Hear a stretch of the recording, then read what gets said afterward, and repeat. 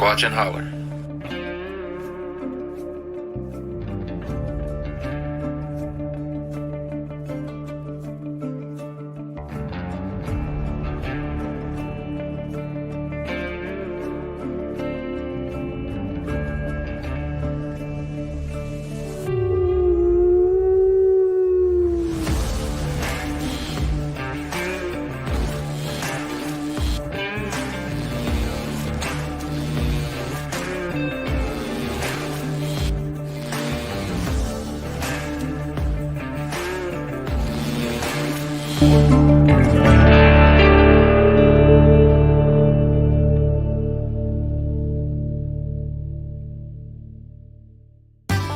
Please like and subscribe. And hit that bell.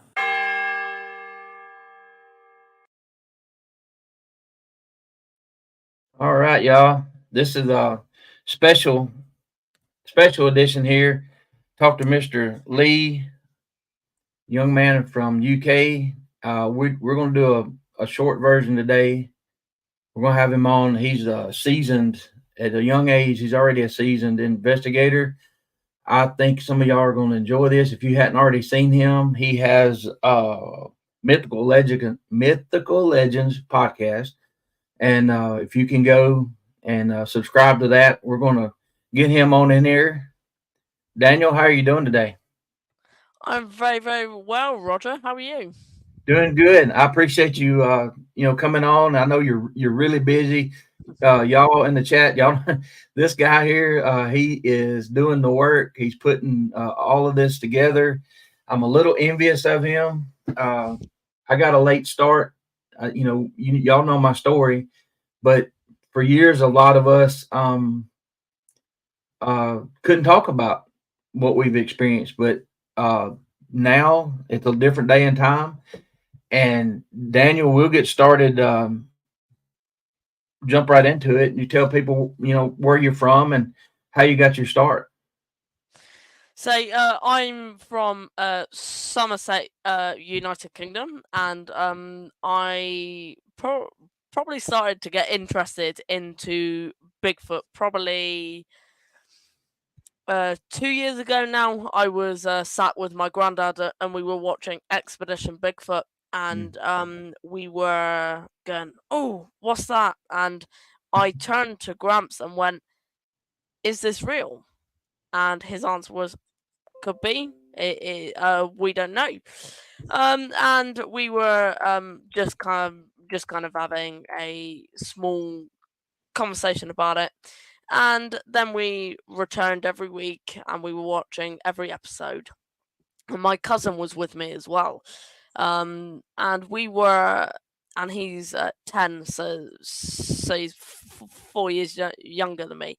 And I came home one day and I searched up the word Bigfoot, and an endless amount of stuff came up, and it was just incredible. It was like opening a new world, and I was going, "Oh, look, this is going on," and I then asked Gramps if Bigfoot was in the UK. Now his answer to that was very different, and his answer was no, it's not. And I go, okay. I go home and research, is Bigfoot in the UK?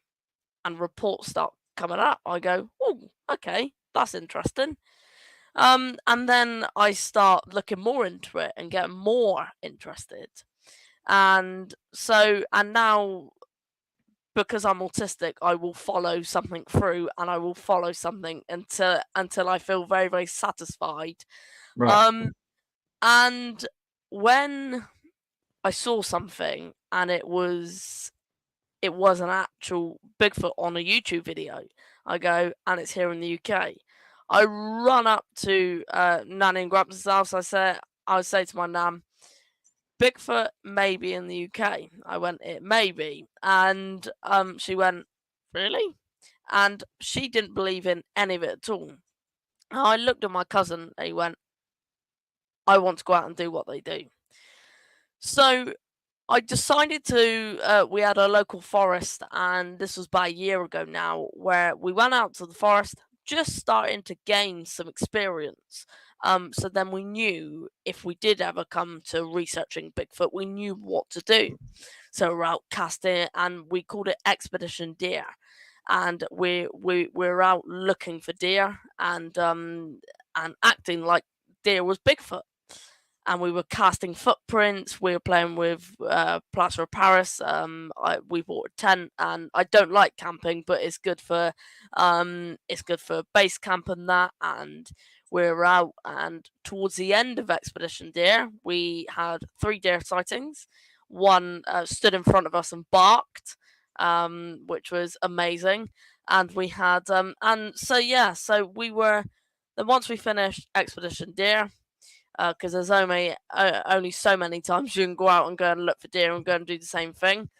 I said to Nan, okay, now it's time to go and have a look and go and see what we find. Now, instead of going for Bigfoot, we have our local cryptid around here, the big cat around here, and we were going to see where big cat may live. And we picked the forest at random. We went, okay, we have a stream, and we have a stream running through where we live, and it ran right past this forest. And when we got in the forest, we heard some sounds, and we said, "Oh, might be deer." When we got into a bit of an open bit, my nan turns to me and goes, "Daniel, what's this?" And I gotta say, I stood there for about 2 minutes, Roger, going, okay. And it was an 18-inch footprint toe to toe in front of us, which is incredible. You don't find that every. No, and I'm 52 years old, and I just was telling you before the show, I just found my first legit track, and your mind is trying to tell you like something big did this. Did you worry about it being in the area, or you because we were in a location that's well known for this activity. You were in a location that it's pretty rare. So what I know you said you sat there for a couple minutes. So once you get your head wrapped around it, and how long did it really take to sink in that that's what it really was? Well, it's really weird to kind of wrap your head around it here in the UK, because you don't find stuff like this. It Right. just doesn't happen. Right. And it took me a few minutes to go, am I actually looking at what I think? Because human brains are really, really clever at kind of changing what we're seeing. And Mhm. it's if you want to see. But one thing that we did say is we didn't even have Bigfoot in our minds. We were looking for a big cat. So I'm going, okay, all right. So we, as a researcher here in the UK, myself being 14 as well, I tried and go, no, this creature cannot be here. This creature cannot be here. And still knowing that it may be, but to make myself feel better, I say it's not there. But so I go, okay. It did take us a little while to kind of find and just kind of just go, right, okay, this is it. This is what is in front of us, and we need to kind of look and explain what this is. Right. Now it's kind of just really, really hard. Yeah, and even now talking about it, it's still like shocking Mhm. that we did find this. Because Daniel, it's so like you said, it's so rare. I mean, even it. Look, when I started seeing the Bigfoot shows, and I had seen one all those years ago, I'm like, oh, cool, everybody's seen one of these things. Now we can, that's not the case. And with the tracks, I never had David Blallett. He's one of the fans of the shows, good guy. He hunts out in Oregon, out in the Pacific Northwest. He's been out in the woods all his life, and he said he's never found a track. Well, up until a few weeks ago, same here. And it is such a rare thing. Even going and searching for this stuff. One of the researchers I had on my show a couple months ago, she had oh she I had asked her specifically, what do we carry in the bag? What do we need?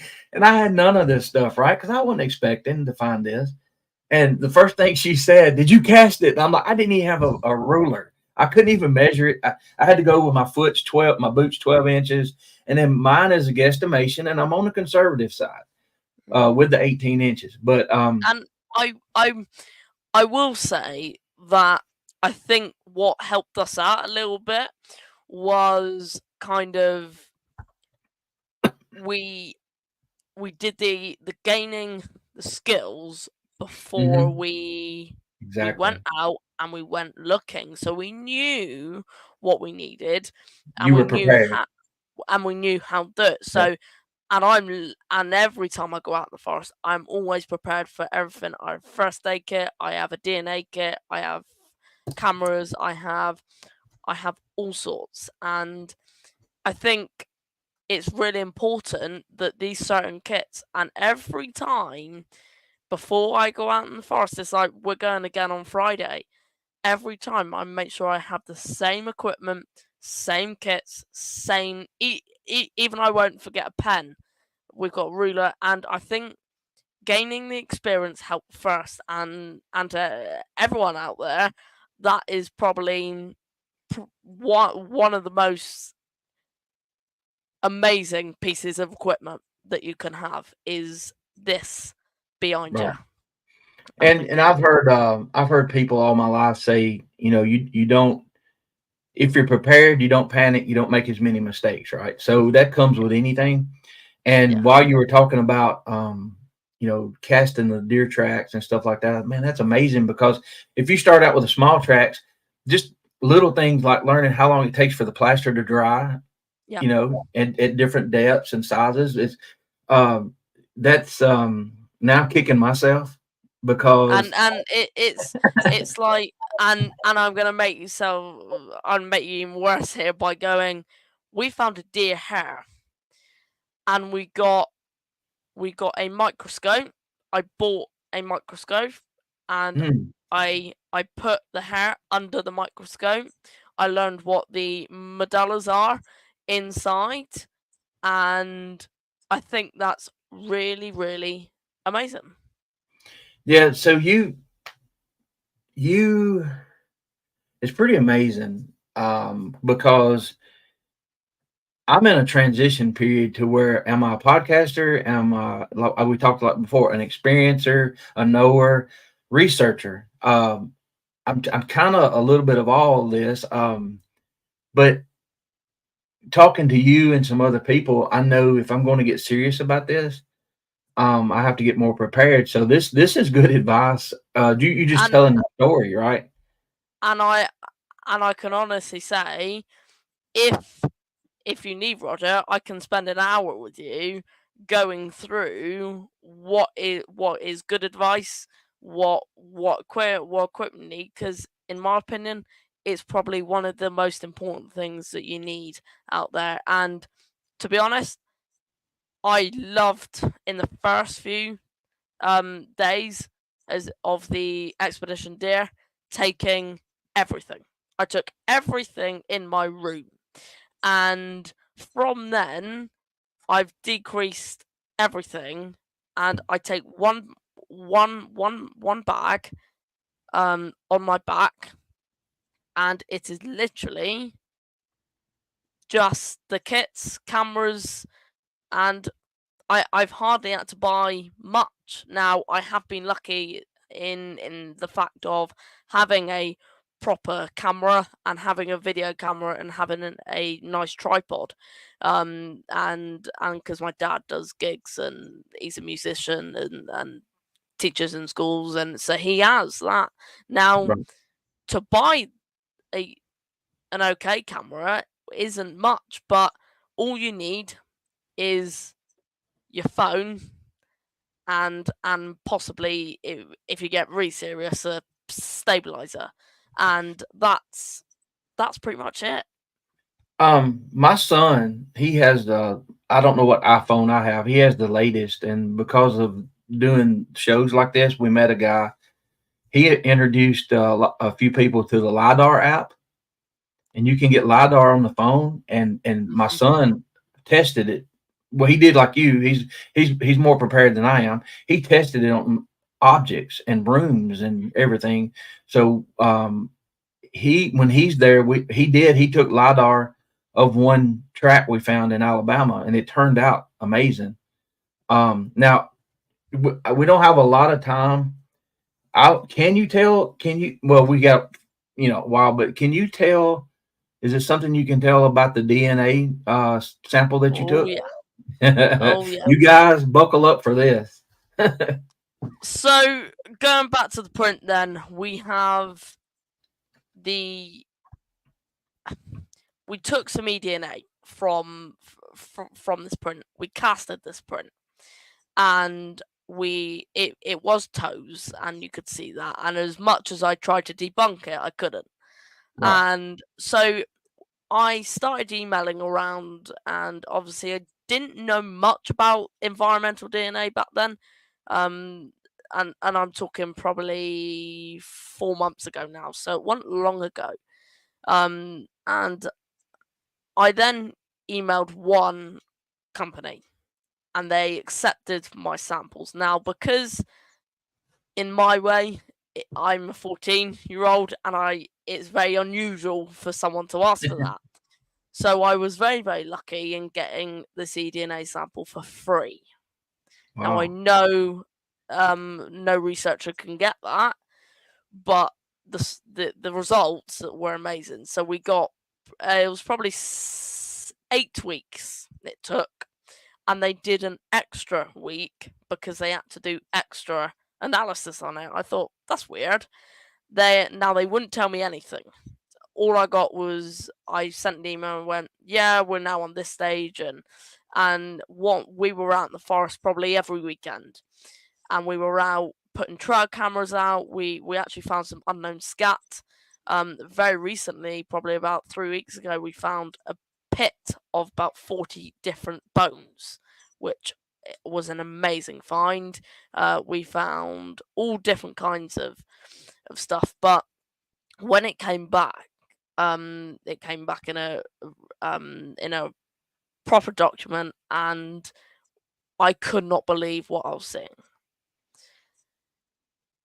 We had normal stuff, so we had roe deer, we had pheasants, we had pigeons, squirrels, all the normal woodland UK animals.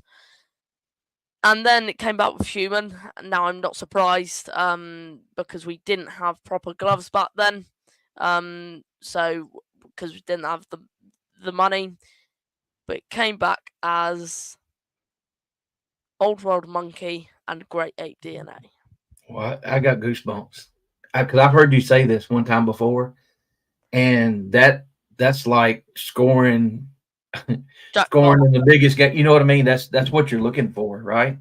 And congratulations, by the way, because that's huge. That's huge for And all of us.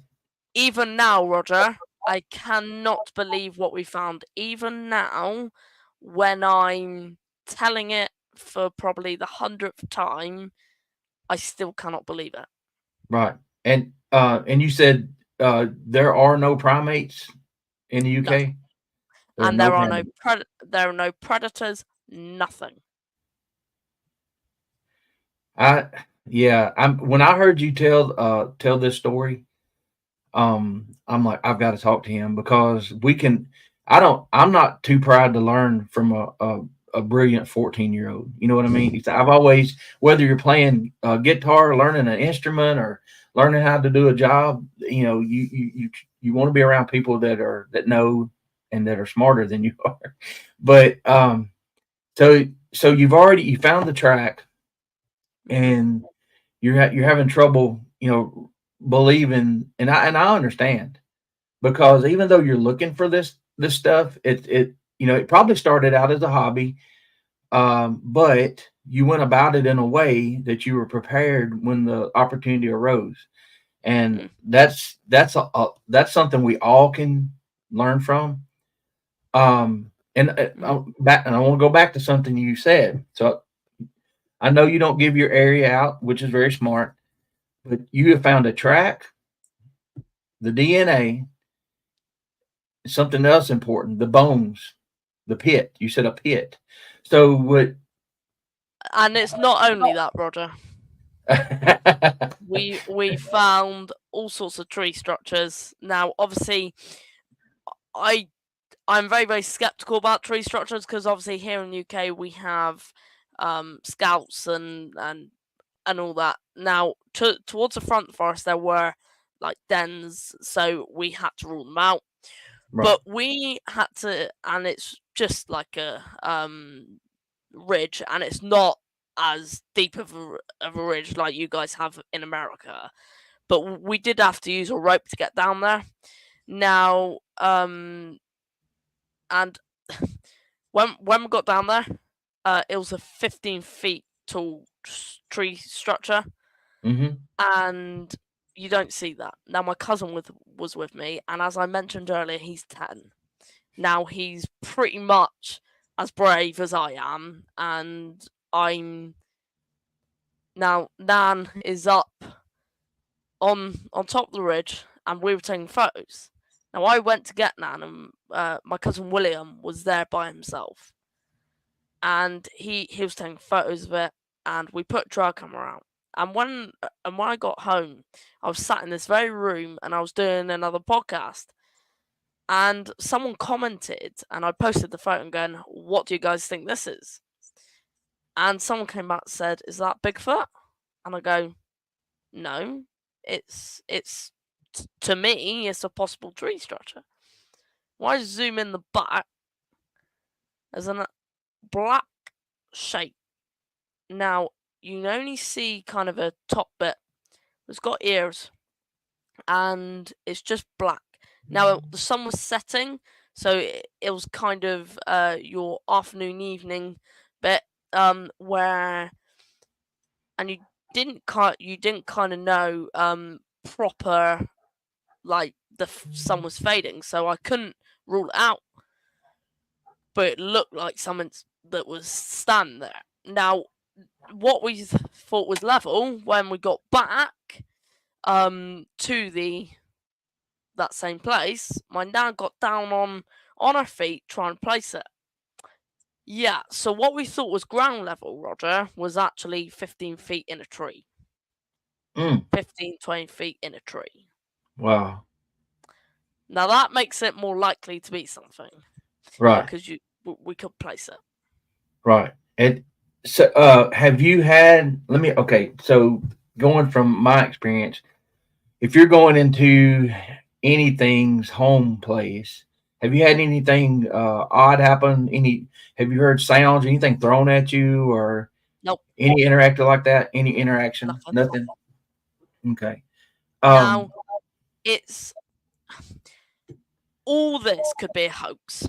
It could be, but here in the UK, you bring Bigfoot up and you'll be laughed at. As I said before the podcast, you will be laughed at. You will be you'll be called mad. So, for someone to think about Bigfoot for a starter, is huge. Right. Second, for someone to actually go out in the forest and plant stuff happened to be on the same time we were going, seems very, very unlikely here in the UK. And you picked an area at random, right? I mean, it's not like you told everybody where you were going, and you always, now you're very smart to worry about that. We all worry about that. So that's when you have places that no one knows about, and you find things like this. That's in your heart, in your gut, that nobody's there. But who's going to plant DNA? No, and I will say that not yet. I have said that this is Bigfoot, and I don't think I will. I won't say it's Bigfoot, and I won't say it's anything. I will say that it's weird. I'll say that there is something Yeah. there that you cannot explain, and no matter, I've set up a Bigfoot research team here, and everyone, I mean everyone, has just said we have no idea. And I've spoken to the top Bigfoot scientist, in my opinion, Dr. Jeffrey Meldrum. I've spoken to the big ones and gone, what's this? They gone, don't know. Don't know. Now, Yeah. the DNA could be as simple as someone who's gone to a zoo and gone with primate DNA into the forest. That is an option where it's going to be very, very unlikely. Very, yeah, you go with the odds on that, but you have to go through all this. And I'm gonna tell you something. Um, when you see one, and you probably will one of these days because you're doing what you're doing. You're going to try to explain that away also. You will go through. Went through it for years. Like, well, what could it have been? What, and the only thing that rules 99.9% of everything else out is people say, what did the face look like? Well, mine was far enough away. I didn't get details like that. But what I did get to see was the mechanics of the hips and the legs and the feet as it walked up this hill that I walked up many times. And I knew how humans did it, how we do it. And so the way this thing did it was totally different.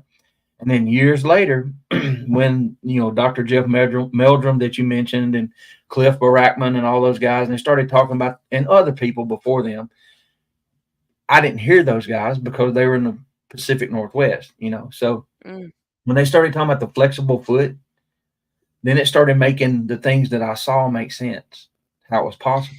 And I've spoken to the person to kind of really, really dig deep into the Patterson Gimlin film. Bob, not Bob. I would love to speak to Bob Gimlin. Now, Bill Munns. Now, Bill Munns is a genius for being and analysing that film. Now, I've spoken to him before, and what he said was, it's impossible. It's impossible for it to be a man in a suit, because the way that this moves, the way that it's done, no way. And it's like, and I'm hoping to find more info, because I've just had a respond to a friend request from Bob Gimlin's son, and I'm hoping to try and talk to him to try and get a bit more info on what the Patterson Gimlin film's about. And I just think in this mystery there is bits that are there, clear, that we just haven't found yet. And Right. I think, and I'm not saying there is, but there is something somewhere that is not right. There is something not right, and I know here in the UK there's nobody who will go out there and go and plan all this stuff.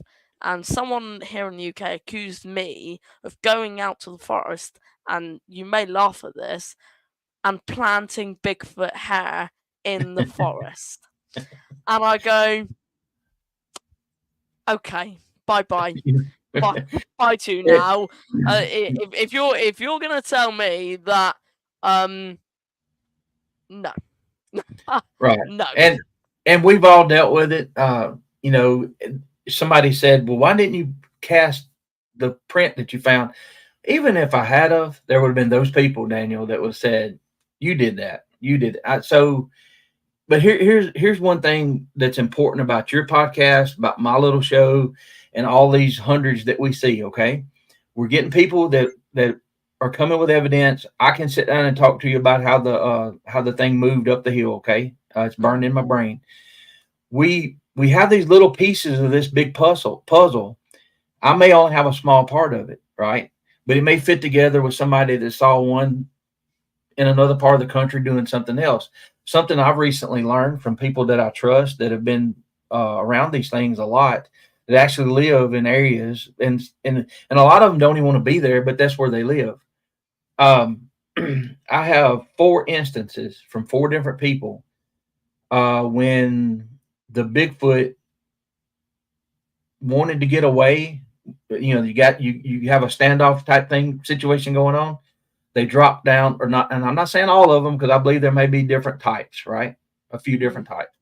They'll drop down to all fours, and the main thing that I hear is they're so fast because of their muscles. And I asked a researcher one night on a show because I did know about how they moved, and I had this idea. Well, if they drop down on all fours and have a flexible foot, the whole footprint shouldn't be visible, right? Then it should be right. It should just the ball of the foot. Well, I asked the Yeah. guy. He said he found prints where it took 3 or 4 steps and turned to the right, and I'm like, "What did the footprints look like?" And without a hesitation, he said it was only the ball of the feet because of the flexibility. The heel wasn't touching the ground, you know. So we you talk to people, get to know everybody. Don't discount. You know, you're going to go for way. You're going to go a long ways with this. I can tell, and everybody in the chat can tell also.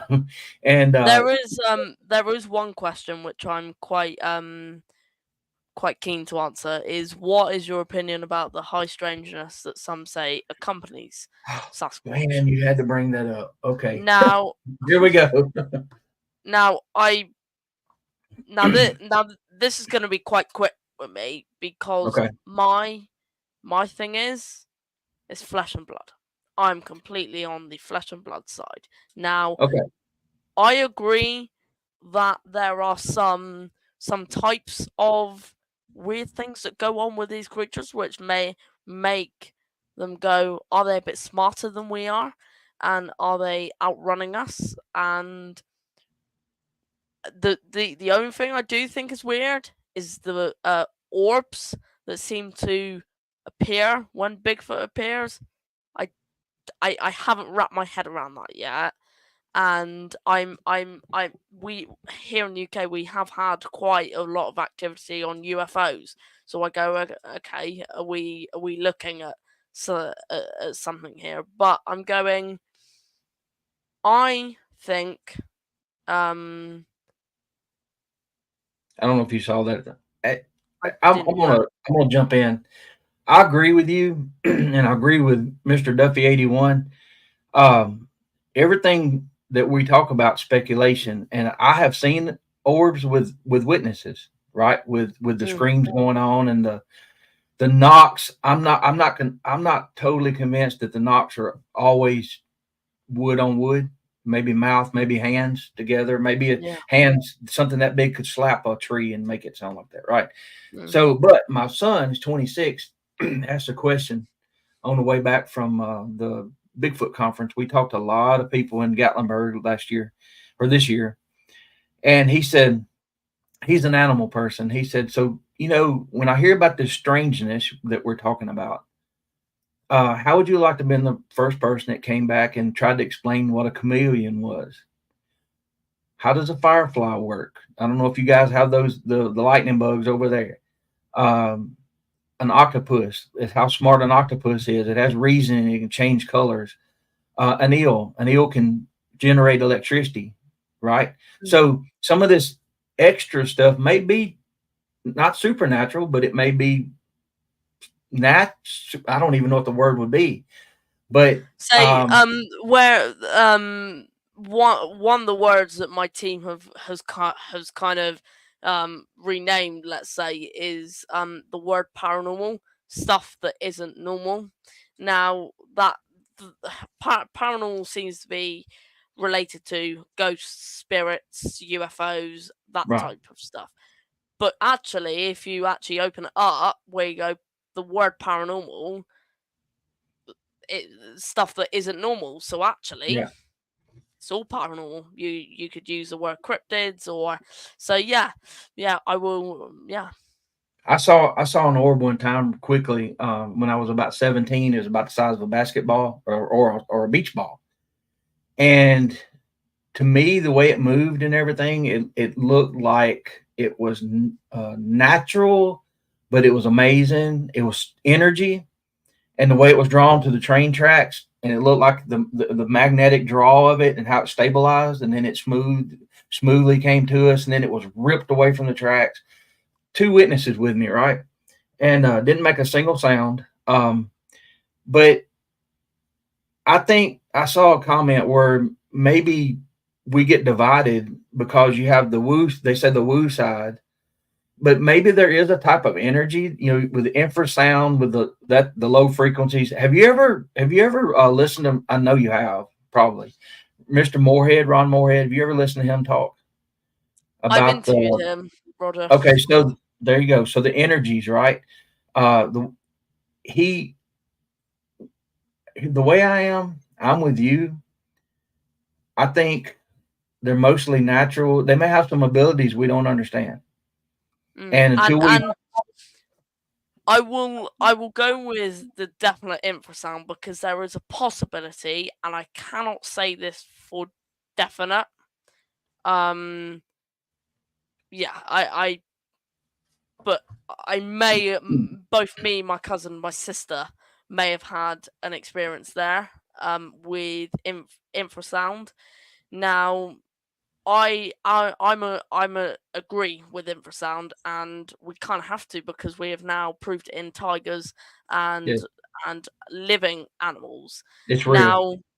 Now I'll say a little bit about kind of what I thought was an experience, but maybe not. Um, it was we were probably 3 weeks into our investigation, and we decided to go left and down the ridge. Now, at this point, we hadn't found the bones. We didn't find tree structures, so we were actually quite new into the investigation. And we found this first tree structure that was kind of a branch, just probably only I would say 60 centimeters off the ground. What was weird is you had two rocks and a stick that was kind of like holding it down. So you go, okay, we stepped over that. And my cousin William turned to me and went, I feel really, really uneasy. I go, do you?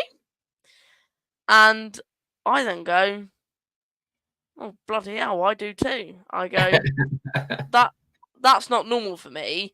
That I go, that's weird. And Let me ask you a question. Was it a jittery sensation in the stomach, or was it something that enveloped your whole body?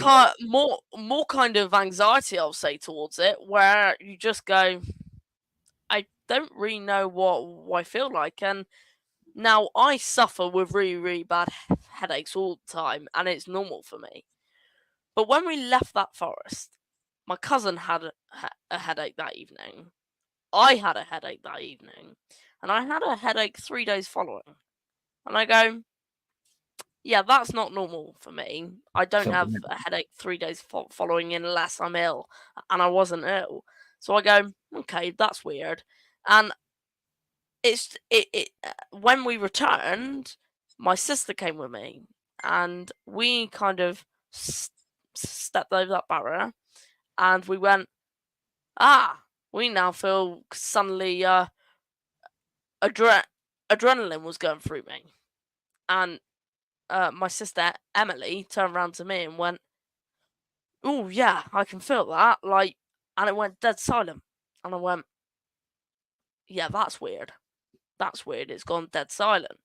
Now I go, "Is it an encounter or is it not? I don't know, but I can definitely say that it's something weird that I'll count as something."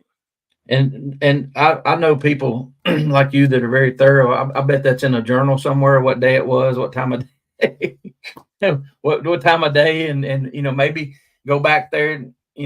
at the same time of day and check it out. It's Mm. I got a question.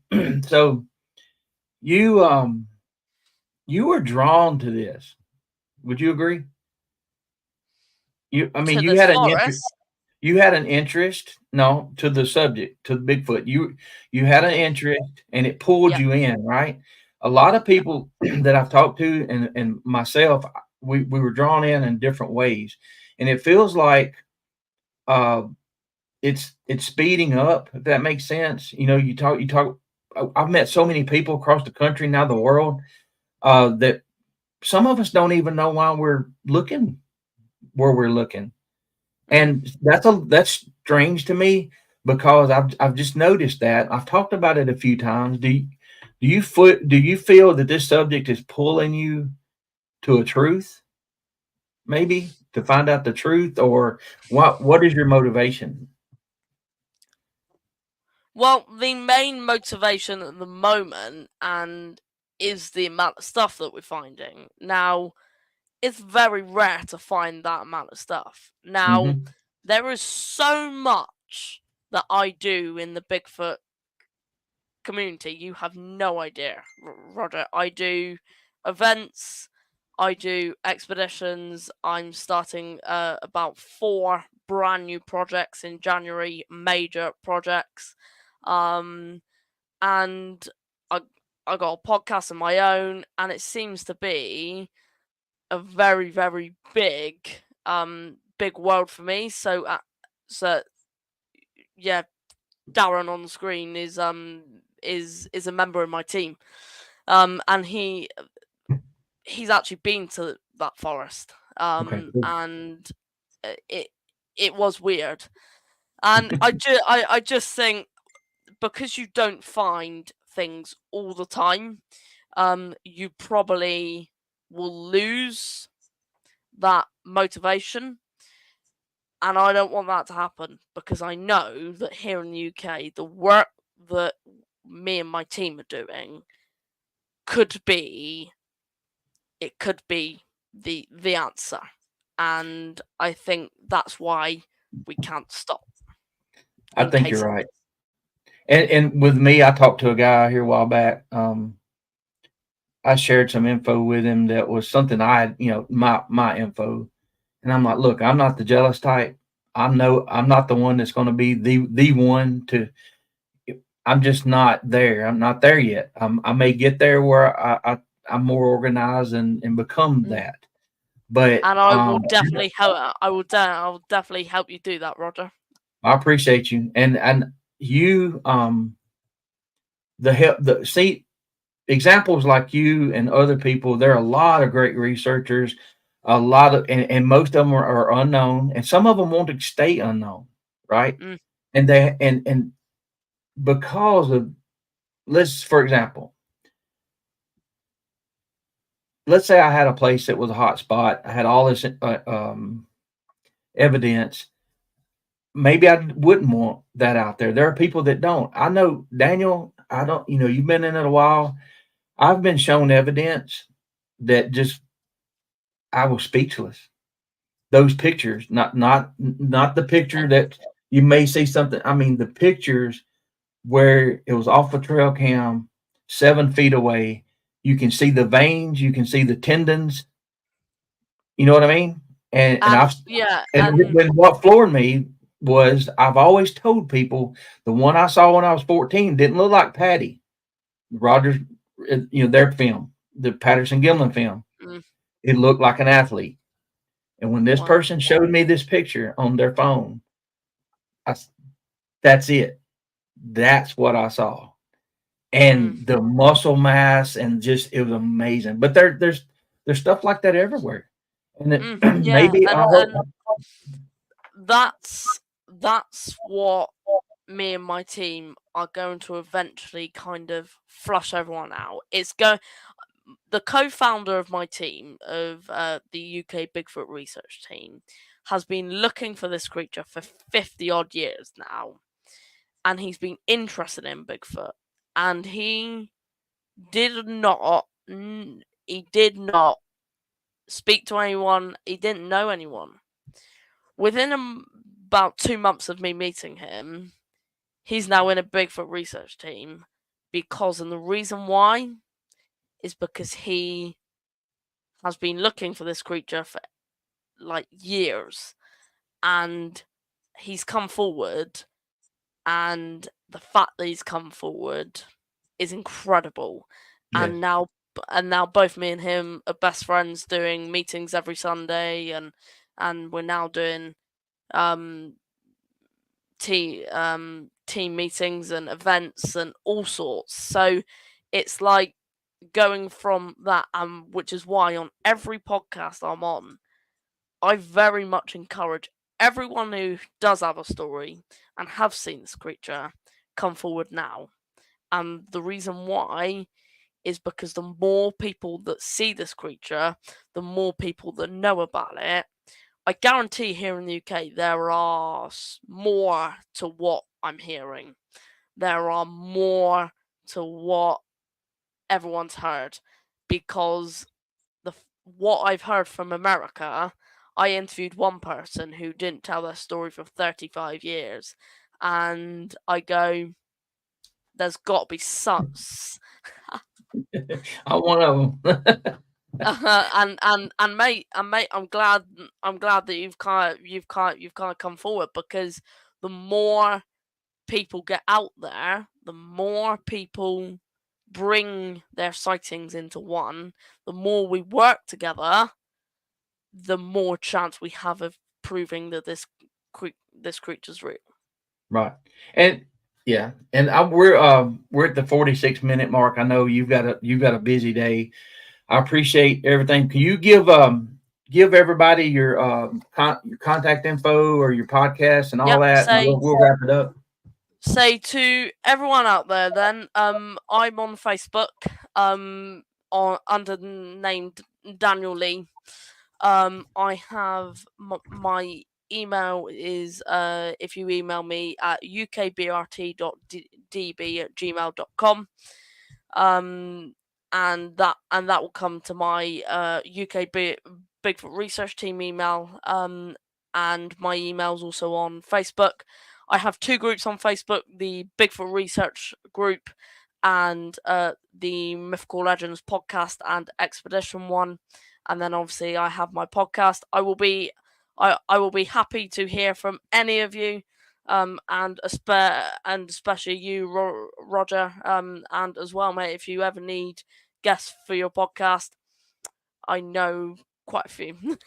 I appreciate you, and maybe I can point some old school folks your way, and we can get these pieces of this puzzle kind of in order a little bit. Say say it's the more people we get to contact, people that Yeah. know, and I have to say, there are people out there that you need to be careful of.